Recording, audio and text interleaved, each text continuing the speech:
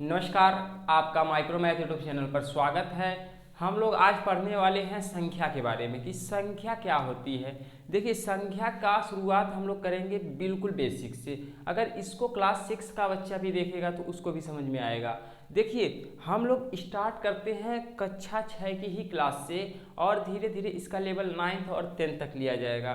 तो देखिए, आज हम लोग संख्या के बारे में बहुत ही डिटेल में पढ़ने वाले हैं। देखिए, संख्या क्या होता है, सबसे पहले हमें समझना होगा कि संख्या क्या होती है, संख्या का क्या यूज है, नंबर का क्या यूज है, गणित का क्या यूज है हमारे जीवन में। देखिए, अगर आपको संख्या के बारे में नहीं पता होता तो आप किसी दुकान पर जाते हैं और वहाँ से क्या लेते हैं, तो आप उससे अगर आपको कुछ सामान लेना है तो आप उससे क्या कहते हैं कि थोड़ा सा सामान दे दीजिए, इतना सा सामान दे दीजिए। वो पैसा मांगेगा कि हमको पैसा दो, कितना पैसा मांगेगा।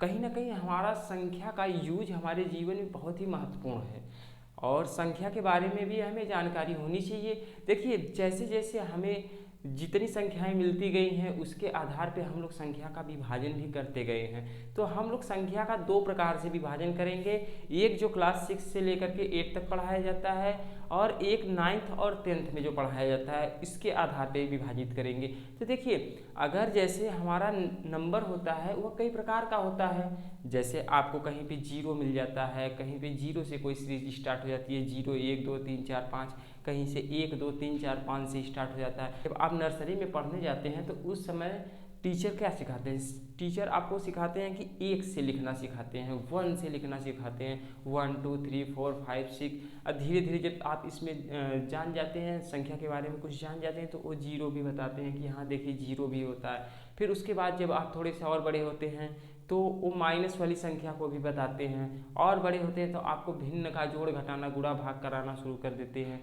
भिन्न वाली संख्या बताना शुरू कर देते हैं। अब इसी प्रकार से आप धीरे धीरे बड़े होते जाते हैं, संख्याओं के बारे में आप जानकारी ज़्यादा प्राप्त करते जाते हैं। तो देखिए, आपको यहाँ पे संख्या के बारे में बहुत ही डिटेल में पढ़ना है और इसको आप अगर देखेंगे तो मेरा विश्वास है कि आप इसको कभी नहीं भूलेंगे। तो चलिए हम लोग इसको स्टार्ट करते हैं।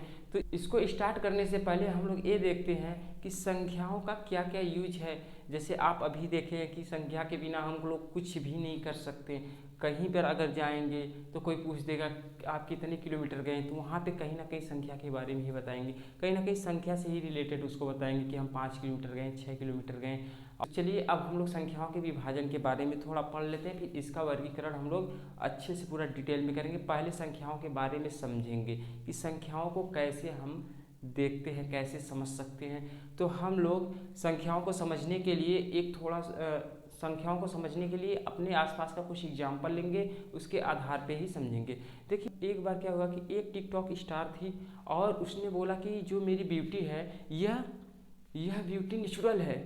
गणित का टीचर था, उसने कहा कि अच्छा तुम्हारी भारी ब्यूटी है ये नेचुरल है, तो थोड़ा सा तुम नेचुरल नंबर के बारे में बता दो कि नेचुरल नंबर भी तो कुछ होता है, कि नेचुरल क्या होता है। तो बाद में उसको पता चला कि अच्छा नेचुरल ब्यूटी तो उसको पता है कि नेचुरल है, लेकिन नेचुरल नंबर नहीं पता। तो वो बोले कि तुम बिना नेचुरल नंबर का कुछ कर ही नहीं पाओगी, कहीं ना कहीं तुम्हें नेचुरल नंबर का यूज करना ही पड़ेगा। नेचुरल नंबर मतलब प्राकृतिक संख्या, तो प्राकृतिक संख्या का कहीं ना कहीं यूज होगा। तो उन्होंने कहा कि नेचुरल नंबर के बारे में बताओ। तो वो कहे कि नेचुरल नंबर क्या होता है, नेचुरल नंबर तो हमें पता ही नहीं है। तो इसके आधार पे जैसे आप कहीं ना कहीं नेचुरल नंबर के बारे में अच्छी तरीके से जानते हैं, लेकिन से आप उसे डिफाइन नहीं कर सकते, उसे परिभाषित नहीं कर सकते। काहे कि आपको नंबर के बारे में तो पता है, लेकिन इससे किस नंबर को क्या बोला जाता है और किस नंबर को कौन सा नाम दिया जाता है, इसके बारे में आपको कुछ भी नहीं पता है। मैं ये मान करके चलता हूँ कि इसके बारे में आपको कुछ भी नहीं पता है कि कौन सी नंबर को क्या कहा जाता है। तो जिसका लेवल थोड़ा सा हाई होगा वो इस वीडियो को थोड़ा सा स्किप करके जा सकता है दूसरी वीडियो पर, और जिसका लेवल बिल्कुल बेसिक है, बिल्कुल जीरो से जानना चाहते हैं, वो इस वीडियो को शुरू से लेकर के अंत तक देखें। ये मेरा विश्वास है कि आपको ये पूरा समझ में आएगा। चलिए अब हम लोग स्टार्ट करते हैं। सबसे पहले हम लोग सभी संख्याओं के बारे में समझेंगे, फिर उसके बाद उसका वर्गीकरण करेंगे। वर्गीकरण करने के बाद हम लोग उस पर बढ़िया से चर्चा करेंगे कि हाँ ये कैसे क्या है। तो चलिए हम लोग स्टार्ट करते हैं। चलिए अब हम लोग स्टार्ट करते हैं नेचुरल नंबर मतलब प्राकृतिक संख्या से। देखिए, अब हम लोग इसको समझने के लिए एक खेत बना लेते हैं। ये राम का खेत है, एक खेत और बना लेते हैं।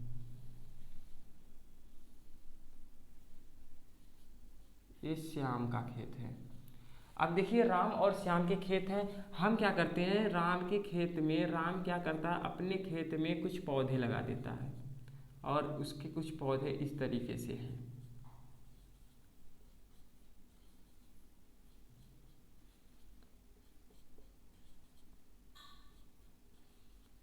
देखिए राम का जो खेत है वह इस तरीके से, इसमें कुछ पौधे हैं। तो देखिए अब हमसे ये कहा गया कि आप पौधों को काउंट करिए, गिनिए कि देखिए कितने पौधे आ रहे हैं। 1 2 3 4 5 6 7 8। कितने पौधे आ रहे हैं, 8 पौधे आ रहे हैं। हम कहेंगे कि आप काहे एक से गिनना शुरू करते हैं, तो आप यही कहेंगे ना कि हमको बचपन से एक ही से गिनना सिखाया गया है। क्या, एक ही से गिनना सिखाया गया है। जब एक से गिनना सिखाया गया है और एक ही से हम लोग काउंट करते हैं, तो जो हमारा यह नंबर होता है कि एक से जो हम स्टार्ट करते हैं गिनना, यही हमारा नेचर है। एक से गिनना स्टार्ट करना ही हमारा नेचर है। तो ये हमारा क्या हो जाएगा, जो संख्या एक से स्टार्ट हो जाएगी उसको हम क्या बोलेंगे, नेचुरल नंबर। नेचुरल नंबर क्या बोलेंगे, नेचुरल नंबर मतलब प्राकृतिक संख्या। क्या, प्राकृतिक संख्या। तो प्राकृतिक संख्या किसको कहा जाएगा, वे संख्याएं जो एक से स्टार्ट होती हैं और वह इनफाइनाइट तक चलती हैं, मतलब एक से स्टार्ट हुई अनंत तक गई, तो उसको हम बोलते हैं नेचुरल नंबर। जो संख्या एक से स्टार्ट होती है। और आपको नेचुरल नंबर के बारे में क्या पता है कि अगर हम किसी संख्या को काउंट करते हैं तो एक से काउंट करते हैं, मतलब नेचुरल नंबर से काउंट करते हैं। तो नेचुरल नंबर को हम लोग काउंटिंग नंबर मतलब गिनती की संख्या भी कह सकते हैं। तो नेचुरल नंबर को हम लोग गिनती की संख्या भी कह लेते हैं। अब देखिए जैसे आप यहाँ पे काउंट किए, 8 पौधे आए, ठीक। आप कहाँ से काउंट करना स्टार्ट किए, एक से काउंट करना स्टार्ट किए। तो देखिए एक से काउंट करना स्टार्ट किए तो इसको आप नेचुरल नंबर बोलें, काहे कि आपका नेचर है एक से स्टार्ट करना, एक से काउंट करना आपका नेचर है। और नेचर का मतलब ये प्रकृति है। प्रकृति आपकी एक से काउंट करना है तो ये प्राकृतिक संख्या हो गई, और तो गिनती की संख्या कह सकते हैं इसी को। और इसी को, ये आपका एक से काउंट करना नेचर है तो इसको हम लोग नेचुरल नंबर भी बोल सकते हैं। ये नंबर है तो नंबर बोल सकते हैं, ठीक। तो आपको कुछ पता चला कि हाँ आपकी प्राकृतिक संख्या क्या होती है। आप कहेंगे प्राकृतिक संख्या जो हमारी होती है, यह संख्या एक से स्टार्ट होती है। 1 2 3 4 5 6 7 8 9 10 11 12, इसी तरीके से ये चलती चली जाएगी, इसका कोई एंड नहीं है। तो चलिए अब आप कहेंगे कि ये प्राकृतिक संख्या हो गई, हमें प्राकृतिक संख्या के बारे में पता चल गया। हम लोग कुछ भी काउंट करते हैं तो प्राकृतिक संख्या से ही काउंट करते हैं, प्राकृतिक संख्या का ही यूज करते हैं। जब आप प्राकृतिक संख्या का ही यूज करते हैं तो उसे हम लोग प्राकृतिक संख्या कह सकते हैं। अब देखिए इस दूसरे खेत को देखिए, अब हम लोग थोड़ा सा और आगे बढ़ते हैं। दूसरे खेत को देखिए और इस खेत में देखिए कितने पौधे हैं। आप कहेंगे कि इसमें एक भी पौधे नहीं दिख रहे हैं, तो हम कहेंगे कि देखिए अभी तक तो आपको प्राकृतिक संख्या के बारे में पता है कि आप प्राकृतिक संख्या एक से स्टार्ट करते हैं। हम कहेंगे कि इसको आप प्राकृतिक संख्या से दर्शाइए, तो आप यही कहेंगे ना कि हम इसको प्राकृतिक संख्या से नहीं दर्शा सकते। क्यों? क्योंकि इसमें प्राकृतिक संख्या से सबसे छोटी संख्या 1 है। हम 1 लिखेंगे तो इसमें एक भी पौधे नहीं हैं। तो इसके लिए हमें क्या पता चला कि कुछ समय बाद ये पता चला कि आर्यभट्ट जी ने एक आविष्कार किया, मैथ में एक आविष्कार किया, किसका, जीरो का। तो हम लोग क्या करते हैं, इसी प्राकृतिक संख्या में जीरो को ऐड कर लेते हैं, जीरो को शामिल कर लेते हैं और इस प्राकृतिक संख्या को पूरा को इसी तरीके से रहने देते हैं, इसको पूरा इसी तरीके से रहने देते हैं। इसके बाद जो होता है वो देखा जाएगा। तो यह किसी भी संख्या को, किसी भी खेत को, किसी भी, जैसे यहाँ पर एक खेत है दूसरा खेत है, या किसी भी खेत को दर्शा सकता है कि इसमें कितने पौधे हैं कितने नहीं हैं। तो इससे ये पता चला कि ये जो नंबर है यह कौन सा नंबर हो गया, पूर्ण नंबर, मतलब ये पूरा हो गया, पूर्ण संख्या हो गया। क्या हो गया, पूर्ण संख्या। और इंग्लिश में इसको बोलते हैं होल नंबर, ये पूरा नंबर हो गया। अभी तक तो ये हमें प्राकृतिक संख्या थी, 1 से स्टार्ट हो रही थी, अब 0 से स्टार्ट होना शुरू हो गई। जब 0 से स्टार्ट होना शुरू हो गई तो इसी को हम बोल देंगे पूर्ण संख्या। क्या, पूर्ण संख्या। तो आपको इतना समझ में आया होगा। तो चलिए अब हम कहेंगे कि इस खेत को दर्शा दीजिए, तो आप कहेंगे कि बिल्कुल दर्शा सकते हैं। 0, इस खेत में कितने पौधे हैं? 0 पौधे हैं। कितने? 0 पौधे। तो चलिए आगे बढ़ते हैं। अब देखिए आपको प्राकृतिक संख्या के बारे में पता चल गया, पूर्ण संख्या के बारे में पता चल गया। सबसे पहले स्टार्ट होता है प्राकृतिक संख्या। आप प्राकृतिक संख्या से ही पढ़ना स्टार्ट करते हैं, फिर कुछ समय बाद आपको उसमें 0 भी बताया जाता है। जब 0 बताया जाता है तो आप पूर्ण संख्या भी पढ़ लिए। अब देखिए, अब जब इस खेत में 8 पेड़ हैं, तो इसमें से कुछ पेड़ तो कम भी हो सकते हैं, बिल्कुल हो सकते हैं। अगर पेड़ काटे जाएंगे तो कम हो जाएंगे, जब ये वृक्ष काटे जाएंगे तो कम हो जाएंगे। अब इसको मान लेते हैं यहाँ से हम 2 वृक्ष काट लिए। अब काट लिए तो आप कहेंगे कि पहले तो 8 था, अब 2 हो गया कम। कम का मतलब -2 हो गया। क्या हो गया? -2। अब आ गया 6। तो आप कहेंगे, हम कहेंगे कि ये -2 आप कैसे दर्शा दें, काहे माइनस लगा दिए आप? तो आप यही कहेंगे ना कि अभी तक तो हमें माइनस कहीं भी मिला ही नहीं था, मतलब माइनस वाली भी संख्या होगी। और देखिए एक चीज़ और ध्यान दीजिएगा, इस प्राकृतिक संख्या को आप धनात्मक संख्या भी कह सकते हैं। जब हम इसका वर्गीकरण करेंगे उस समय आपको बता देंगे कि कैसे एक धनात्मक संख्या होती है। तो इस प्राकृतिक संख्या को हम लोग धनात्मक संख्या भी कहेंगे। प्राकृतिक संख्या, नेचुरल नंबर, गिनती की संख्या, हिंदू अरबी संख्या, ये सब आपको लिखवाया जाएगा। तो चलिए अब हम लोग क्या करते हैं कि यह 2 आया, तो क्या इसमें से 2 ही पेड़ काट सकते हैं? अरे एक वृक्ष भी तो काट सकते हैं। जब एक वृक्ष काट सकते हैं तो -1 हो जाएगा। 2 काटेंगे तो -2 हो सकता है, 3 काटेंगे तो -3। इस तरीके से ये पता चला कि अगर ये सीरीज है और एक समय ऐसा आएगा कि हम पूरा वृक्ष काट देंगे तो क्या हो जाएगा? 0। इस प्रकार से एक ऐसी सिचुएशन आएगी कि अगर हम किसी खेत में एक भी वृक्ष ना लगाएं, या तो 1 लगाएं, 2 लगाएं, 3 लगाएं, 4 लगाएं, 5 लगाएं, इसी तरीके से लगाते चले गए। अब वृक्ष लगाया, उसको किसी ने काट दिया, तो मतलब -1 हो गया, -2 हो सकता है, -3 भी हो सकता है, -4 भी हो सकता है, -5 भी हो सकता है। इसी तरीके से माइनस वाला भी हमारा अनंत तक जा सकता है।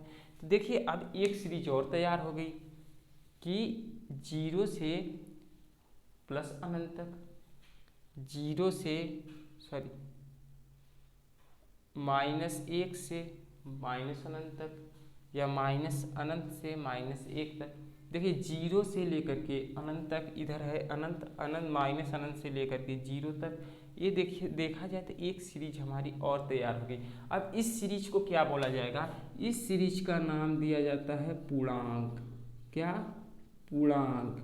और इसको इंग्लिश में इंटीजर बोलते हैं। क्या बोलते हैं? इंटीजर। पूर्णांक क्या होता है कि संख्या, अगर हम पूर्ण संख्या में माइनस वाली संख्या को ऐड कर देते हैं, मिला देते हैं, तो इससे बनने वाली संख्या को हम लोग क्या बोलेंगे? पूर्णांक बोलेंगे। तो हम यह आशा करेंगे कि इतना आपको समझ में आया होगा। अगर इतना समझ में आया है तो हम लोग आगे बढ़ते हैं। तो देखिए आप इस क्लास को पूरा मिस मत, आप इस क्लास को पूरा देखिएगा, जिससे आपका एक कॉन्सेप्ट क्लियर हो जाएगा। अगर आपका कॉन्सेप्ट क्लियर हो जाता है तो आप संख्याओं के मास्टर हो जाएंगे। संख्याओं के बारे में आप बहुत ही डिटेल में किसी को भी बता सकते हैं कि अगर कोई संख्या मिली तो आप उसको क्या कह सकते हैं। अगर जैसे अभी हम यहाँ पर 2 लिख देंगे तो आप 2 को क्या क्या कह सकते हैं। देखिए किसी के घर एक छोटा बच्चा है तो लोग उसको दुलार में क्या बुलाते हैं? कोई कह देगा कि राम है, मान लेते उसका नाम रोहन है, तो कोई राम बुला देगा, कोई श्याम बुला देगा, कोई उसको बाबू बुलाएगा, मतलब उसके कई नाम हो सकते हैं। तो इस ठीक उसी तरीके से इसके क्या हैं, इसका जो जहाँ पे एक जिस प्रकार से मिलेगा उसका उसी तरीके से नाम होगा। अगर यहाँ पे कुछ नहीं है तो हम इसको नेचुरल नंबर भी बोल सकते हैं। नेचुरल नंबर मतलब प्राकृतिक संख्या। क्या बोल सकते हैं? प्राकृतिक संख्या। इसको हम लोग प्राकृतिक संख्या बोल सकते हैं, और इसकी को हम लोग पूर्ण संख्या भी बोल सकते हैं, इसी को हम लोग पूर्णांक भी बोल सकते हैं। मतलब अभी तक तो हम लोग 2 को केवल पढ़े थे, प्राकृतिक संख्या या गिनती की संख्या। अब हमने बाद में थोड़ा सा आगे बढ़े तो पता चला कि ये 2 हमारा पूर्ण संख्या में भी है। थोड़ा सा और आगे बढ़े तो ये पता चला कि ये 2 जो है हमारा पूर्णांक में भी है। तो आपको पूर्णांक तक समझ में आया होगा।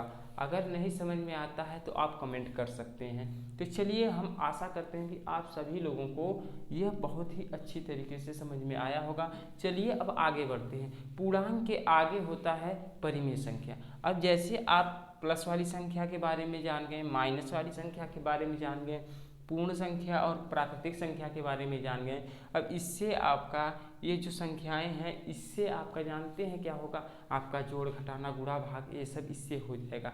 लेकिन इससे कुछ समय बाद आपको भिन्न का जोड़ करना पड़ता है। क्या? भिन्न का जोड़ करना पड़ता है। जब भिन्न का जोड़ करना पड़ता है तो उस समय हम लोग क्या करते हैं कि वह भिन्न वाली संख्या का भी तो नाम देना पड़ेगा कि नहीं। आप कहेंगे कि ये भिन्न वाली संख्या आती कहाँ से है?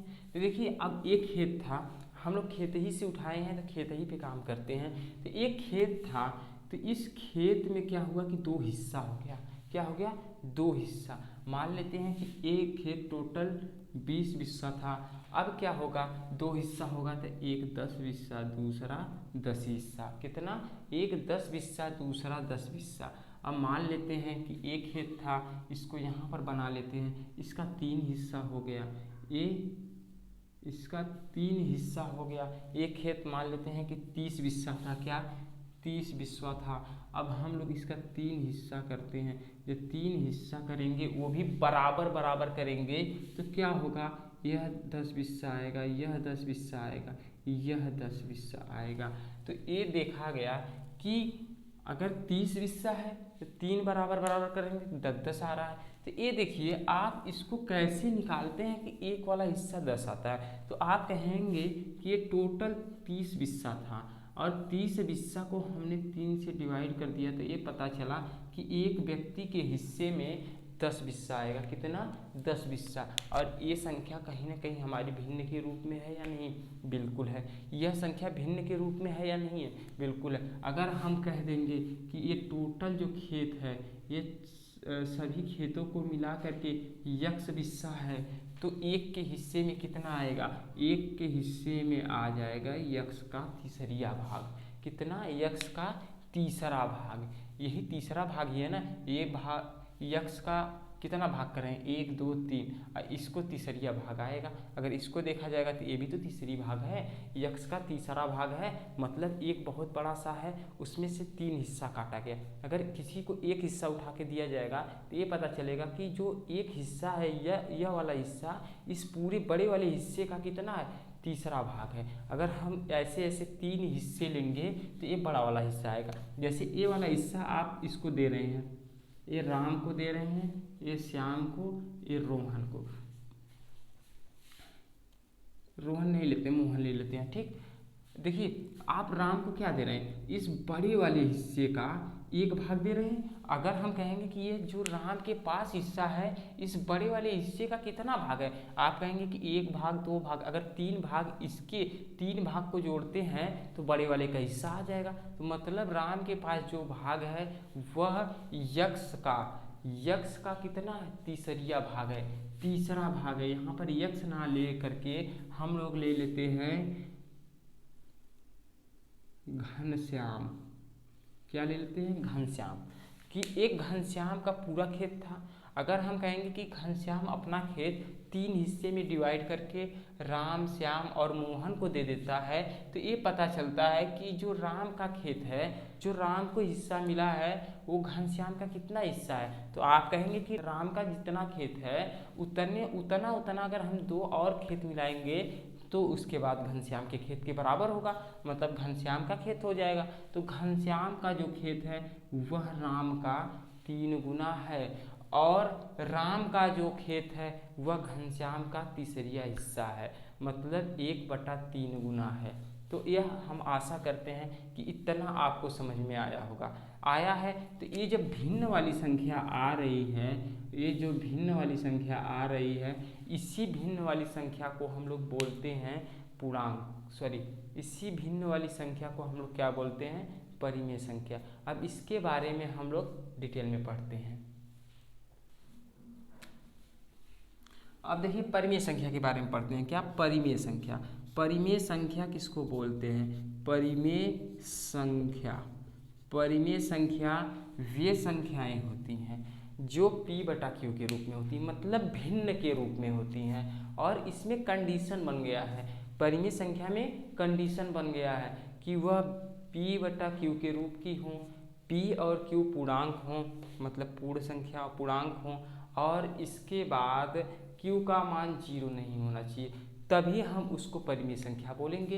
तो चलिए अब हम लोग परिमेय संख्या के बारे में पढ़ लेते हैं कि परिमेय संख्या क्या है, मतलब रेशनल नंबर क्या है। रेशनल नंबर के बारे में पढ़ते हैं। तो देखिए रेशनल नंबर वे संख्याएं होती हैं जो p बटा q के रूप में होती हैं। अब जिसे हम 1/2 ले लिए, तो देखा जाए तो ये p बटा q के रूप में है कि नहीं। p बटा q का मतलब भिन्न, p और q क्या है, भिन्न के रूप में है। तो आप देखेंगे कि 1 p के बराबर है और 2 q है। मान लेते हैं कि 1 p है और 2 q है। तो यहाँ पर देखा जाए तो ये 1 बटा मतलब p बटा q के रूप का है, क्या p बटा q के रूप का है। और इसके बाद आप इसको कह सकते हैं कि एक जो हमारा पूर्णांक में आता है, 2 भी पूर्णांक में आता है। तो 1 और 2 पूर्णांक भी है। तो हमने क्या कहा कि 1 मतलब p और q पूर्णांक होने चाहिए। क्या होने चाहिए, पूर्णांक होने चाहिए। अब इसके बाद अगली कंडीशन क्या है कि q का मान केवल 0 नहीं होना चाहिए, 0 के अलावा कुछ भी हो जाए लेकिन 0 नहीं चाहिए। ये क्यों नहीं चाहिए, इसके बारे में हम लोग बहुत ही विस्तृत में चर्चा करेंगे। तो देखिए आप q का मान 0 नहीं रख सकते हैं, 0 रखेंगे तो इसका अस्तित्व ही नहीं रह जाएगा। तो आप देख रहे हैं कि q का मान कितना है, 2 है। जब 2 है तो 0 नहीं है और यह p और q पूर्णांक भी हैं, तो ये हमारी कौन सी संख्या हो जाएगी, परिमेय संख्या। तो देखिए इसको हम लोग समझने के लिए एक छोटा सा एग्जाम्पल लेते हैं। मान लेते हैं कि एक लड़का है, उसको जाना है दुबई घूमने, तो वह क्या क्या कर सकता है, उसके पास क्या क्या होना चाहिए तो वो दुबई जाएगा। तो आप कहेंगे कि उस लड़के के पास सबसे पहले तो पासपोर्ट होना चाहिए। जब तक उसके पास पासपोर्ट नहीं होगा तब तक वो कहीं विदेश में जा ही नहीं सकता है घूमने। और उसके बाद दूसरा क्या है कि वह विदेश जाएगा तो उसके लिए वहाँ का उसको वीज़ा होना चाहिए, उसके पास वहाँ का वीज़ा होना चाहिए कि ये इस देश में जा सकता है, मतलब उसको वहाँ पे रहने की अनुमति होनी चाहिए कि ये यहाँ पे आ सकते हैं।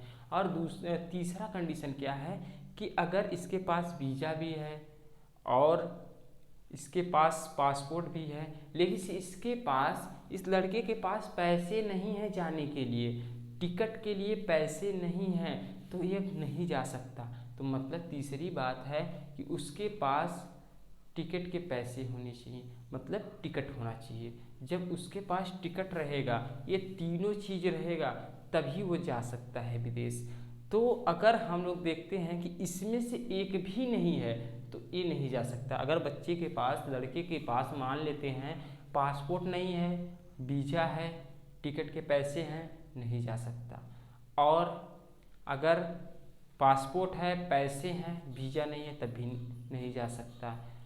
पासपोर्ट है, वीज़ा है और इसके बाद पैसे नहीं हैं तो नहीं जा सकता। मतलब तीनों कंडीशन उसकी अप्लाई होनी चाहिए, तीनों कंडीशन में वह पारंगत होना चाहिए, उसे तीनों कंडीशन उसकी संतुष्ट होनी चाहिए, तभी वो विदेश जा सकता है। तो चलिए इसी पे हम लोग इसको समझते हैं कि अगर कोई भी संख्या हो, अगर कोई भी संख्या हो वह p बटा q के रूप की हुई, p बटा q के रूप की हुई और p और q क्या हुए, पूर्णांक हुए। क्या, p और q को हम पूर्णांक कह सकते हैं। पूर्णांक वाली संख्या में अगर ये आते हैं, पूर्णांक वाली संख्या में अगर p और q आते हैं और इसके बाद q का मान 0 नहीं होता है, तो हम कह देंगे कि ये संख्या कौन सी संख्या है, परिमेय संख्या है। कौन सी संख्या है,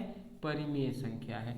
तो हम आशा करते हैं कि आपको परिमेय संख्या में समझ में आया होगा कि परिमेय संख्या किसको कहते हैं। देखिए अब लोग कहते हैं कि जैसे हम ले लेते हैं 5/2, तो क्या यह परिमेय संख्या है कि नहीं। आप कहेंगे 5/2 मतलब p बटा q, p बटा q हो गया, सही है, मतलब पहली कंडीशन अप्लाई हो गई। और दूसरी कंडीशन को देखते हैं कि p और q पूर्णांक हैं, मतलब देखा जाए p हमारा 5 है, पूर्णांक में हमारा -5 आता है, तो मतलब ए पूर्णांक है, ठीक। और क्यू का मान 2 है, ए भी तो आता है पूर्णांक में, ए भी है, सही है। अब तक तो हमारी पहली और दूसरी कंडीशन हो गई है संतुष्ट। और तीसरी कंडीशन को देखा जाए, क्यू का मान 0 है क्या? नहीं है, 0 नहीं है।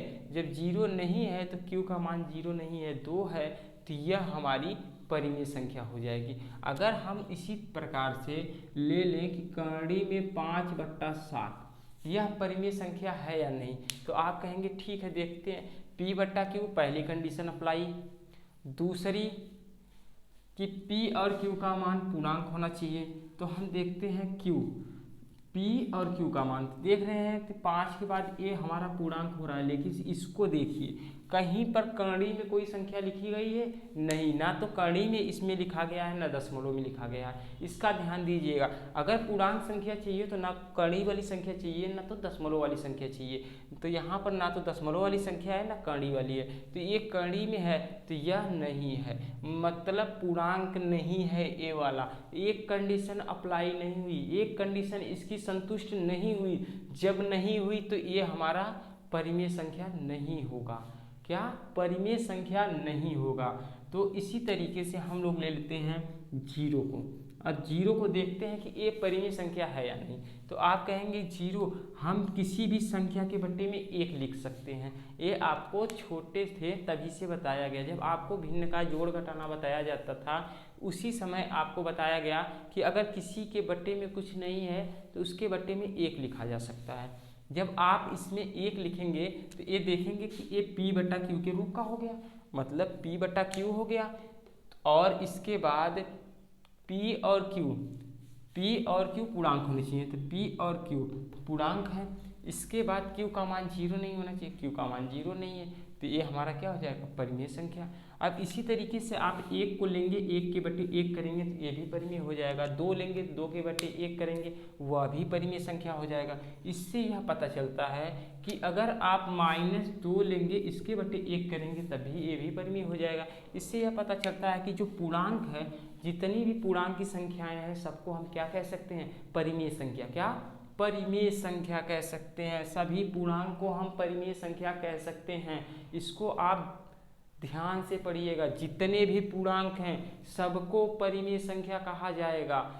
और अब आगे देखिए, अगर आप सभी आपका जितना भी पूर्णांक है यह परिमेय संख्या है, तो क्या पूर्ण संख्या को परिमेय संख्या नहीं कह सकते हैं? क्यों नहीं कह सकते? आप कहेंगे जो पूर्ण संख्या है इसी में तो हम माइनस वाली संख्या को ऐड किए हैं, ये वाली परिमेय हो गई, ये वाली परिमेय थी ही पहले से, ये वाली भी है, ये वाली भी है। तो मतलब अगर हम इस पूर्णांक में से माइनस वाली संख्या हटा देंगे तो पूर्ण संख्या हो जाएगा। तो सभी पूर्ण संख्या को हम लोग परिमेय संख्या भी कह सकते हैं। तो पूर्ण संख्या भी तो हमारी परिमेय संख्या हो गई। जब हो गई तो हम इसको कह देंगे कि यह परिमेय संख्या है। इसके बाद प्राकृतिक संख्या को परिमेय संख्या कहेंगे कि नहीं? आप अभी देखें कि पूर्ण संख्या को आप परिमेय संख्या करें।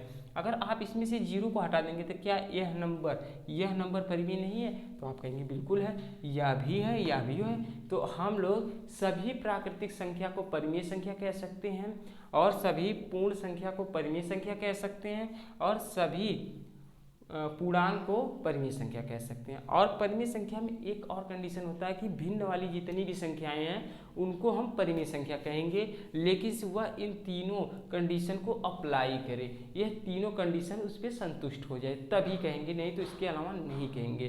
तो देखिए, आज हम लोग परिमेय संख्या के बारे में डिटेल में पढ़ा, और कल हम लोग अपरिमेय और वास्तविक संख्या के बारे में पढ़ेंगे, और इसी तरीके से हम लोग संख्या तक पहुँचेंगे। फिर उसके बाद संख्या का विभाजन करेंगे। अभी हम लोग नीचे से बढ़ रहे हैं ऊपर की तरफ, अब धीरे धीरे ऊपर जाएंगे, ऊपर से नीचे की तरफ आएंगे। एक बार नीचे से ऊपर की तरफ, दूसरी बार ऊपर से नीचे की तरफ आएंगे। तो हम आशा करते हैं कि इतना आपको समझ में आया होगा। अगर आपको कहीं पे कन्फ्यूजन होता है तो आप कमेंट कर सकते हैं, और आपके कन्फ्यूजन को निश्चित ही दूर किया जाएगा। तो मैं आशा करता हूं कि आप सभी लोगों को इतना समझ में आया होगा। तो आज का क्लास बस इतना ही। आगे अगले दिन हम लोग इसको और आगे बढ़ाएंगे।